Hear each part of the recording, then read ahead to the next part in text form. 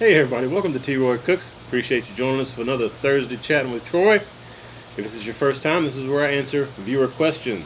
Questions from my fans like yourself.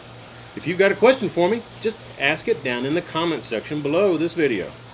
If I mention any other YouTube channels, or if I mention any products you may be interested in, or anything else, my affiliate links for both Amazon and ThermalWorks are down there. I got my social links down there if you're interested in trying to contact me. Just hit show more beneath the video, and if you got it expanded, collapse it down a little bit so you can hit the show more button. A lot of great info, and also down there you will find a list of the questions and where at in the video that I answer them. Got my new list of questions here. I think I ran out the old list last time, so let's get started on this one. Let's see what we got here. First question is from Austin Grove. Austin says, have you ever done fajita meat without using a marinade, a dry rub only? What are your thoughts on how this would work? Austin, I think that worked fantastic, man. I haven't done that with fajita meat, but it would be the same as like brisket. You know, you just put plain salt and pepper on brisket usually, down here in Texas anyway, and you get that beef flavor. So that's what you're going for, the same thing with your fajita meat. And with fajita meat, I do like to use mesquite wood, and it cooks hot and fast, you know, like a steak. But you get that true fajita meat flavor, either flank steak or skirt steak. I prefer skirt steak myself. But yeah, man, just salt and pepper, maybe a touch of garlic on there, but the garlic's gonna burn, so be careful with that. Just salt and pepper would work. And mesquite wood, and just let that baby go. And then when you bring it inside and let it rest, and you start slicing into it and making your tacos with it, making your fajitas, put your little lime juice on there. Fresh lime juice, man. It's good stuff. Yeah, I actually usually do marinate it though. But it would turn out fantastic either way. Appreciate the question. Let's see here. We got another question. This one's from Sweden. Let's see. Anton Henriksson. Hi, T-Roy. Awesome chat. Looking forward to it every week. Thanks, Anton. Here. Cheers to you, my buddy. Appreciate it. I'm wearing Jatil's hat, Elton's barbecue pit from Norway. Ain't too far from you, I don't think. Let's see here. Anton says, I have a question regarding smoke on the Weber Smoky Mountain. I'm having a hard time getting that thin blue smoke on my Weber Smoky Mountain. Sometimes it occurs, but I don't know what I'm doing right at the time. Is there any tricks to get it on a regular basis? Does it help to have the cover? Does it help to cover the wood with coals? The Weber Smoky Mountain is a little different animal than the offset, regular offset. Now when I mention thin blue smoke, I'm talking about a stick burner, an offset pit, where you've got a firebox on the side and you've got wood in there, okay? Weber Smoky Mountain is different. You will get smoke from a Weber Smoky Mountain because basically what you're doing, you're like trying to maintain those low temps in the under the meat, basically. So to do that, you've got to almost snuff out the fire, but not quite snuff it out so that you get a smoldering flavor. And when you have wood on the charcoal, that wood is not going to ignite too much because the charcoals aren't really that hot. You're keeping them low down in temp. So that's where you get a lot of that smoke from.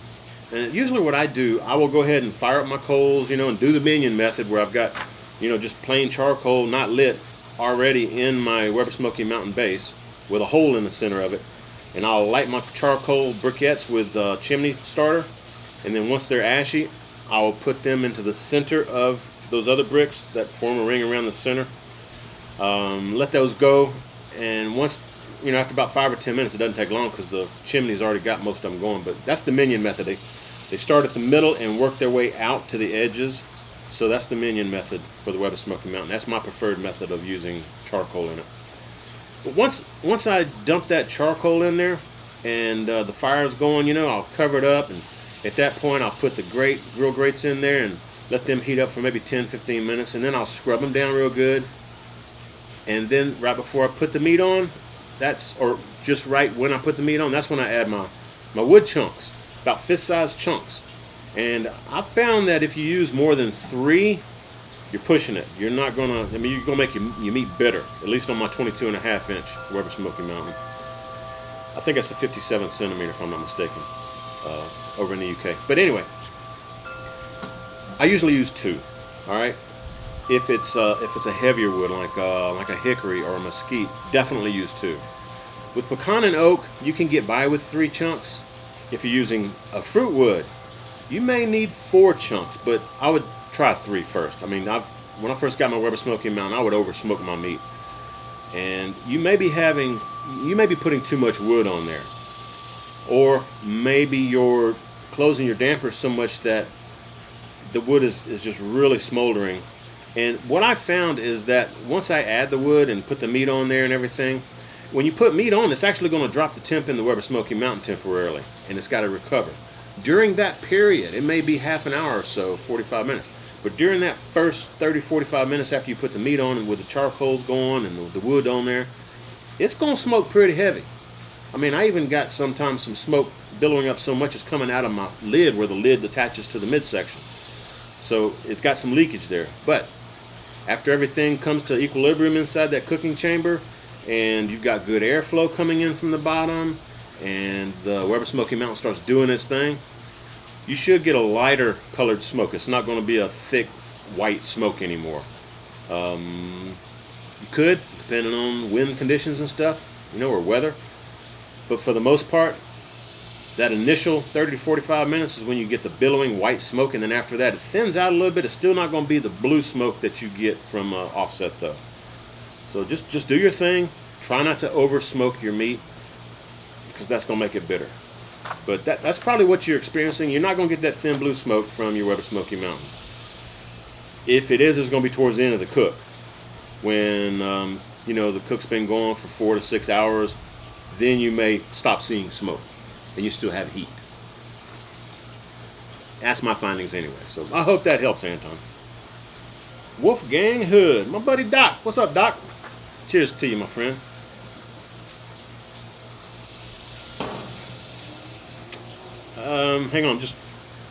Hang on, Doc. Anton had some more questions here. Let me just double check, make sure I answered them all. Should I preheat the wood, or should I place all the chunks on the lit coals right away? You're not really wanting, well, that's a good question, man, because, if you preheat the wood, it will ignite easier, so you won't get as much white billowing smoke. But again, you're cooking at such low temps on that Weber Smoky Mountain with the restricted airflow coming in, it's probably going to smoke anyway. So I've never preheated my wood chunks before adding them to the Weber Smoky Mountain. But try it and see, man. If it works out, like, if it does better, let me know, man. I would think that it would do better, but he says he's using 1 on top of the lit coals and 3 chunks around close to the vents. Yeah, so using 4 chunks of wood. And again, if you're using fruit wood, that may work. Does your meat come out too bitter? If so, cut back. I usually don't put the wood directly on the charcoal that's lit. I usually space it out 2 or 3 spots, usually around where the vents are in the base. And that works for me. So, and again, I hope that helps. I appreciate the question, Anton. If any of you folks out there have any suggestions for Anton, feel free to put them in the comments down below. Again, we're a community. We help each other out. If I don't know the answer to something and you do, feel free to comment. Leave your feedback. All right, now we're going to Doc's question. Wolfgang Hood. Have you ever used cedar planks in your cooker? Nope, I've never used any kind of wood planks. I need to. I hear it tastes pretty good, especially with some fish. He says, if so, what was your results? Again, no, I haven't. He says, I've only used cedar planks with salmon on the gas grill, and not the charcoal side. So he's got a grill set up where he's got charcoal on one side and gas on the other, and he's only used the cedar plank on the gas grill side. So just want to know my thoughts and what foods would have great results. Others should never touch cedar plank. Love your vids though. Keep up the stupendous job. Cheers, mate. Again, cheers to you, Doc. Appreciate it, man. I've never used cedar planks. I see some of my buddies that have the Weber kettle use them quite often. Dan, Smoky Goodness, check him out. Links down below. Just hit show more. Also Sal, the Root Boy Cooks. Who else have I seen using? No Hippie Barbecue, my brother Lyle. I know my brother James over at Aim 'em Claim 'em uses them. He smokes salmon a whole lot, he said, for his wife. They love salmon. Personally, I'm not a salmon fan. My wife loves it. But usually if I just smoke it for her, I'm not using a cedar plank or anything. I actually do put it on my offset. I've only done that a couple times. Because again, I've mentioned I don't like the smell of the fish in my offset. So it's been 2 or 3 years since I've done that. But I don't see any reason why you couldn't use it over charcoal. Because charcoal, depending on the charcoal brand, it could get hotter than your LP gas, or natural gas for that matter. So I'd say it'd work the same. As far as what would not go good on a salmon plank, cedar plank, I don't know, maybe some fruit. I really don't know. I'll be honest with you, I'm not familiar with the flavor of cedar plank, that the flavor it imparts to the meat or the fish, whatever you're cooking. Trial and error, live and learn. If you try something on it and it don't taste good, don't do it again. I don't know, but check out some of my other brothers out there on YouTube land, and again, hit show more for their links. I'll put them down there for you, but check out their videos. They do some cooking on cedar planks, alderwood planks, all kind of different planks. So I hope that would help you out. My buddy Matthew Ilian up in Alaska. How you and Holly doing, Matt? Cheers to you, my friend. Matthew says, say, my brother Troy, one question for you. You being from Louisiana and growing up cooking there, how much of Louisiana still shows up in your cooking, or have you lost your roots of Louisiana cooking? Brother, I ain't never gonna lose my roots in Louisiana cooking. I do use some Louisiana type seasonings, but a lot of those same seasonings they use here in Texas, like cayenne pepper, jalapeno, the Trinity, onion, celery, bell pepper. Out here they've got, basically like gravies that they use in their cooking. They, chicken fried steak, stuff like that, or country fried steak, depending on where you're at. So a lot of the cooking is similar. The only thing that I'd say that we don't do a whole lot growing up, when I grew up in Louisiana, we don't do a lot of barbecue. Barbecue scene's really big here, and also the Mexican cuisine type cooking, or Tex-Mex. It's not true authentic Mexican. It's a Tex-Mex. It's a variation of the Mexican style cuisines. So we get a lot of that here in Texas, which again we don't get in Louisiana. In Louisiana you get more of the French and Italian, the Acadian stuff. That's where you get your Creole and your Cajun stuff from. But like all other parts of the world, you've got areas of different influence around where you currently live that inspire your cooking. And now we've got YouTube. It's worldwide for sure, man. If I see something my buddy my buddy Dan over there in Nebraska's cooking, I may look for it, see if I can find it here and do one of his cooks just to see what it tastes like. My buddy Keith Bettag, I've mentioned him before, got a great channel. Y'all go check him out too. But Keith can get a hold of some stuff that I can't get a hold of here. I've looked. But Keith's got some great cooking as well. So, I haven't lost my roots. Let's see. Brian Weston has a question here. How you doing, Brian? Appreciate the question, man. Have your briskets ever turned out more like roasts? I've only cooked them twice. The first was a select grade and cooked on a kettle, and it didn't turn out well at all. Yeah, steer away from that select grade, man. I even steer away from choice. I don't even use choice for brisket anymore. Prime, certified Angus, or Wagyu, or Kobe. That's what I go with, mainly prime. Alright, Brian says, second was a prime on the Weber Smoky Mountain 18-inch. Cool, got yourself a prime one. I get my prime briskets from Costco or from Lobel's, just so you know. Let's see. On the second one that was prime, he says, it finished tender and had a great thick bark, but towards the end of the flat, closer to the point, it was more like a roast. He said the pit did get to 275 or 280 while sleeping, so he's wondering if that's happened to me in the past. Enjoying my channel. God bless you and Karen. God bless you too, Brian. Yeah, that does happen, man. It happened to me when Justin was here recently. and we did that bone-in brisket. Man, I put a full log in there, not split, it was a full log, 18, 20 inches long, but a full round log, covered with bark.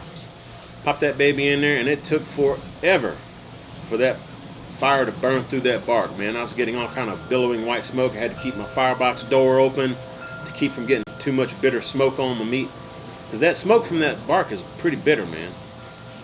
And my temps were dropping, so once it did get going, and then my temps shot up, so it makes it rough sometimes when you're using real wood. What I actually did, I think, since that big log was having trouble going, I put a smaller one that was split, and it had a little bark on one side, but the other two sides were just open wood.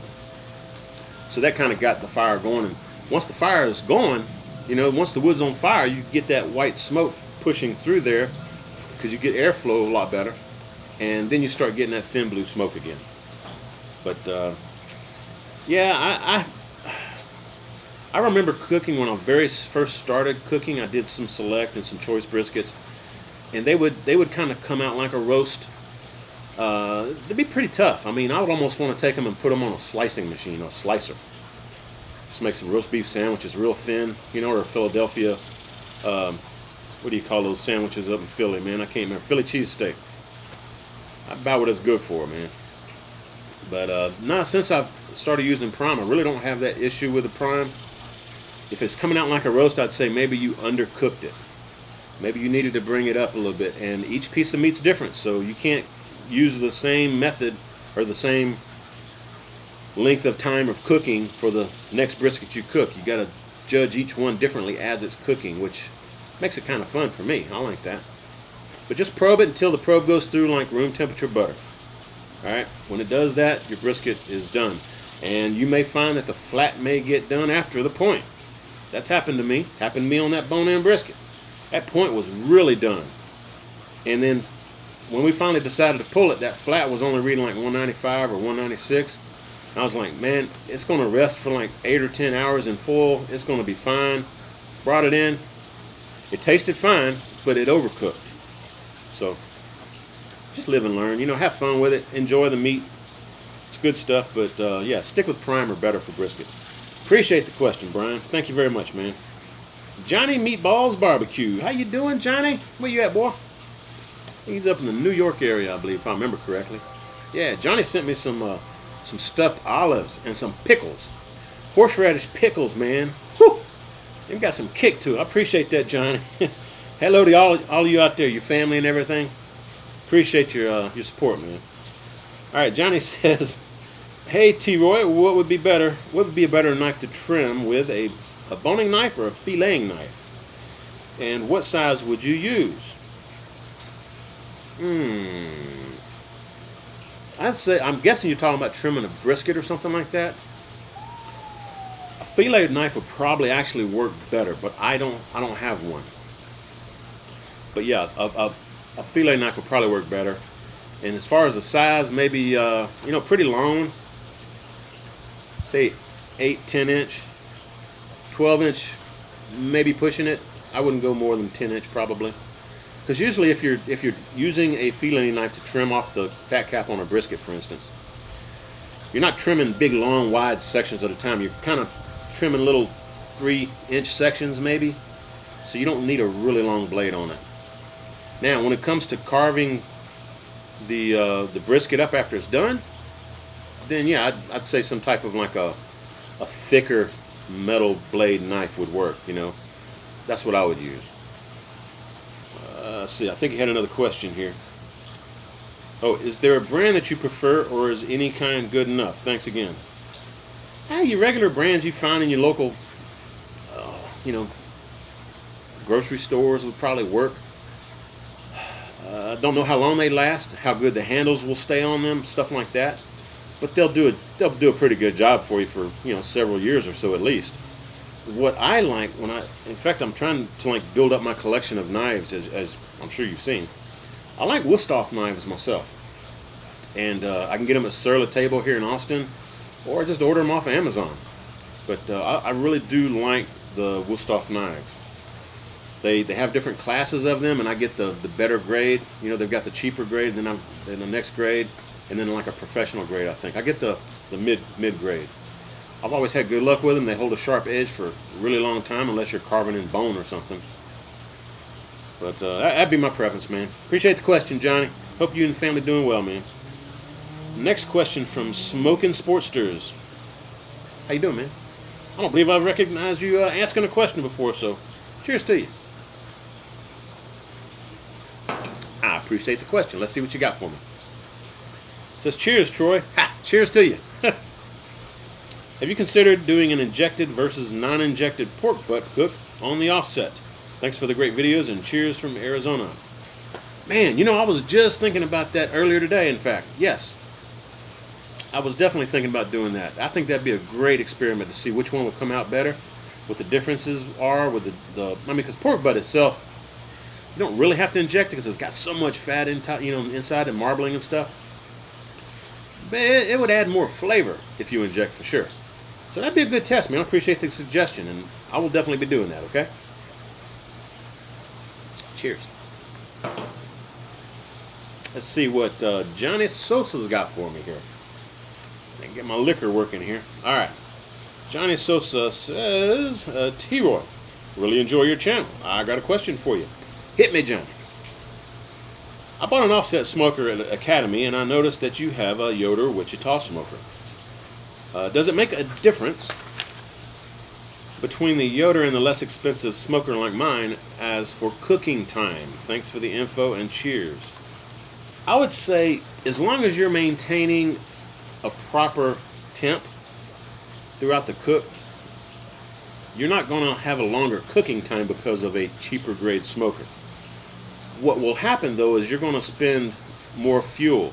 You're going to burn fuel more quickly because your pit may not seal as well as mine. Like when you put your lid down on your cooking chamber, you may get some leakage there. So that would be the only concern I would really have. I mean, the design of it, as long as it's getting proper airflow and you can get a nice blue thin smoke, you'll be fine. You just may burn a little more wood than I would on my Yoder. That's really the only difference I see. Appreciate the question. Let's see, Rich's River Smokers, West Virginia. How you doing, Rich? Hello to all you family out there, man. Appreciate you. Rich has been doing some competition barbecue here recently. Hope it's going well for you there, Rich. He sends me pictures every once in a while. It's a good looking meat, man. Alright, Rich says, another awesome video, brother. When it comes to pork, what's your favorite cut? The butt or the picnic? Pork butt. Definitely pork butt.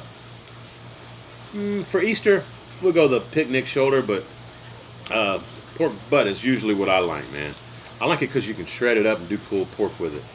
With the picnic ham, it's a little slightly different textured meat. You know, it's different muscle.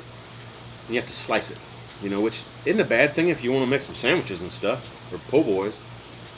But I just prefer pulled pork. Next question is from John Hill. How you doing, John? Appreciate the question, man. Hey, Troy, which does a better job on a brisket, a Kamado Joe or your Wichita? Hands down, my Yoder Wichita. Hands down. I mean, my Yoder Wichita, or pretty much any offset, is going to give you much better flavor in your brisket or any other meat that it's cooked.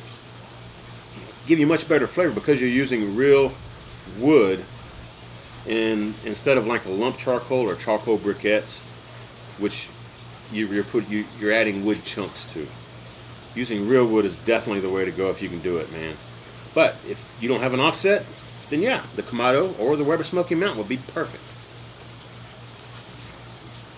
Next question is from Smoking Hands. My brother Ashley, how you doing, man? Do you enjoy freshwater fishing or saltwater fishing? I'd say freshwater. I've actually never been saltwater fishing for fish. I mean, I've gone out and I've got a crab video where I went up to Oregon to visit my son, and he lives in Washington State, but we traveled to the coast to Oregon and went crabbing. That was fun. I used to catch crabs down off the coast of Louisiana. The real crabs, you know, where you hang a chicken neck off a string and take a net and scoop them up after they start hanging around that chicken neck, and you boil them up. Wow, some good stuff. If y'all hadn't seen my video on where I caught some crab, we went crabbing over there in Oregon, I'll see if I can put that video up here for you. I grilled them, and they was good. Let's see what else we got here. Alan Crossan, have you ever considered selling barbecue rubs under the T. Roy Cooks brand?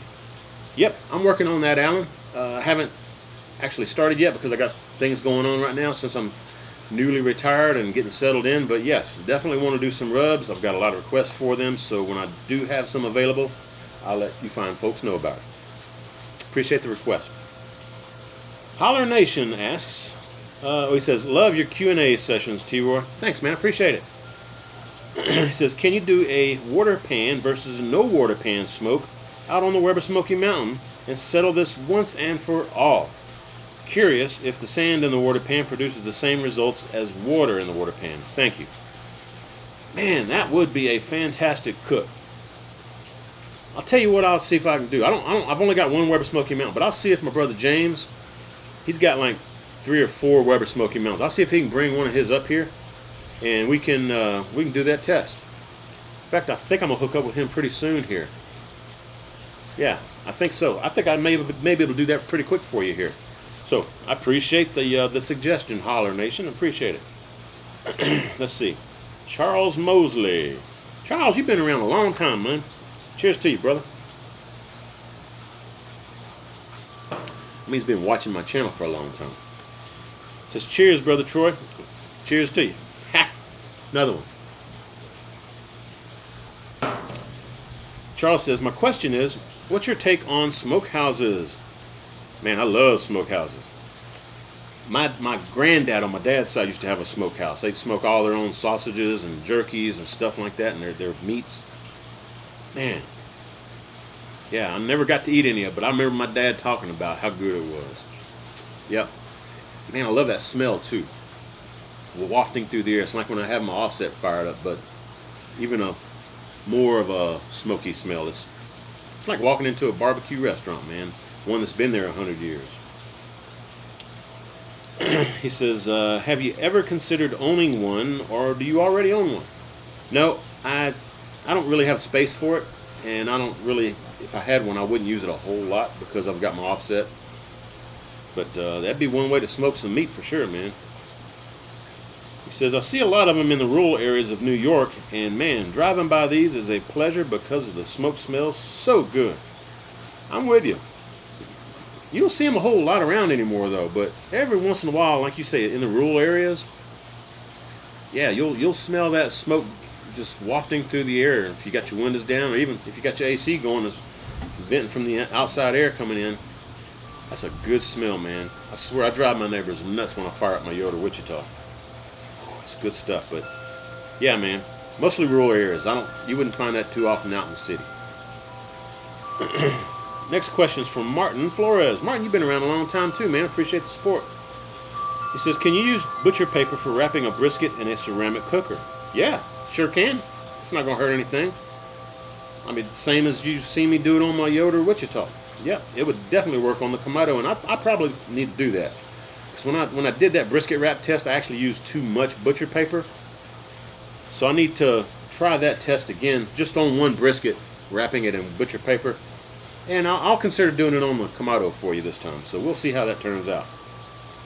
Thanks for the suggestion, man, the question. Sherry Williams says, have you ever thought about getting into radio? I think you have the voice for it, and I'm surprised there aren't any barbecue shows on radio. Just an idea. Sherry, thank you very much. I appreciate that. I have actually had quite a few people tell me that I've got a so-called radio voice. But I've never been into radio or done any kind of broadcasting other than this YouTube stuff. But, you know, I appreciate the suggestion, and, you know, I don't know if I ever did any kind of podcast or something, maybe I'd do that, but I don't know, we'll see. A lot of ideas going through my head right now. So, I wanted to mention too, Tom over at Tom's Test Kitchen. He's got a new company called Wax Crate Records. Put a link to it down below. But Tom just put up his first podcast this past week. Hope y'all go check him out. If you're into vinyl records, check Wax Crate Records out. Sorry about that. And also check out Tom's channel, Tom's Test Kitchen on YouTube. But check out that podcast. The first one was, I think it's like 23 minutes long. I listened all the way through it, you know, just doing dishes and stuff around the living room, the house, the kitchen, having a good time, cranking up, listening to Tom talk about old vinyl records, man. It's a good time. So if you're into vinyl, check it out. And thanks again, Sherry. Cheers to you, my friend. Appreciate that. Next question is from Melissa. Y'all go check out her channel, Cooking with a Little Spice. She's got a great channel. Thanks for the question, Melissa. Let's see what you got for me, girl. This might be a stupid question. There are no stupid questions. Keep that in mind, okay? She says, maybe a stupid question you may or may not want to answer on your channel, but have you heard about smoking meat causing cancer? I have, and I've discussed this in one of my first handful of these Thursday chats. Let me finish what she says here. Finish her train of thought. Melissa says, my husband says that he heard that smoking meat can cause cancer because the smoke gets into the meat and you eat the meat. Have you heard this at all? It seems like they're saying everything causes cancer, so it's hard to know what to believe. Yeah, there have been a lot of tests done, and from everything that I've read, you're not going to get cancer from smoked meat, okay? I mean, if you want to, you can look at it this way. You're going to get cancer from breathing the air that you breathe every day, okay? You're going to get cancer from the water you drink to nourish your body and keep it replenished with fluids. You're going to get cancer from drinking tea, drinking coffee. I don't think they know really what causes cancer a whole lot of the time, but I guarantee you I'm not going to stop eating smoked meat. It's good stuff, and I have read everything I can find on it, and although there are some questionable stories out there, the majority of them have proven that smoked meat does not cause cancer. That's the way I like to believe, and I'm going to continue eating it. But that's a great question, and if you're interested, there's a lot of articles out there you can sift through and see if you make up your own mind. But in this house, we ain't going to stop eating smoked meats. Hope you don't either, Melissa. Woo, let's see here. Next question is from Flans99. Appreciate the question. It says, I'd like to hear, after you've smoked a few more times on the pit barrel cooker, how it compares to the Weber Smoky Mountain. Cheers, brother. Hey, cheers to you, Flan. Appreciate it, man. Yeah, I've only used the pit barrel smoker a couple of times, and I do need to use it more, man. I really do. I really enjoyed that brisket. I think it was a brisket point that I cooked on it on video. Get out of here.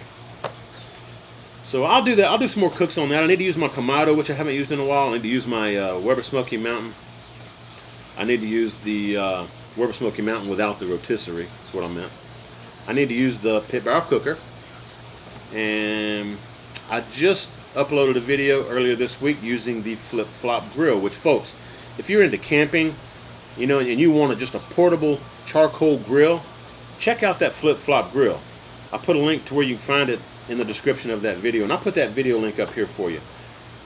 But that's a fantastic grill, man, and it really does work very well with chicken because the coals are laid down in the bottom base, and it's got like 12-inch high walls around it. It's a square type pit or cooker, but the fire is so far beneath where the grill grate is that you don't get flare-ups and you don't burn up your chicken or other meats that you cook that have a lot of fat content. So what I did was some reverse seared type steaks on them. I cooked a ribeye and a filet, and man, I'll tell you what, that turned out fabulous. Really, really good. So if you're into camping or going out fishing or hanging out at the beach, those kinds of things, hiking and stuff, that flip-flop grill will fold up to about 3 inches thick. You know, and it's, I want to say it's like 13 pounds or something, maybe 15 pounds. It's not too heavy, so you wouldn't want to lug it down a hiking trail or something, or down to a creek or something if you're going fishing. And it's all self-contained.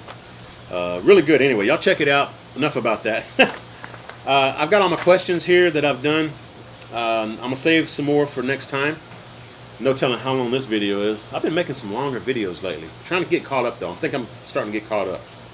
But if you've got a question for me, after watching this video, just ask it in the comment section down below, okay? If you're interested in anything that I mentioned in this video, hit show more beneath the video. That'll open the description box. You can also find those questions answered and where at in the video that I'm answering them. Let's see what else. Again, all my social media links down there. All the YouTubers I mentioned are down there. So hope y'all go check it out. I'd appreciate it. And thank you again for watching. Thank you very much for the support. Thank you for the questions. I've got questions. I think I'm caught up about 4 weeks now, but folks, this has been fun. I enjoy doing these, and I do appreciate each of you watching the videos or just listening to them in the background. And I get told so many times that you really look forward to these Thursday chats. So from my heart to yours, thank you very much. Couldn't do this without all you fine folks. If y'all like this kind of stuff, though, y'all be sure and give me a thumbs up. If you're not a sub yet, go ahead and subscribe to me as well. Every Thursday I've got this coming out, and every Tuesday I do cooking videos. So I hope you share this video with all your friends and family, co-workers. Let them know about T-Roy Cooks. And when you share them, be sure and tell them T-Roy Cooks responsibly. Cheers, everybody.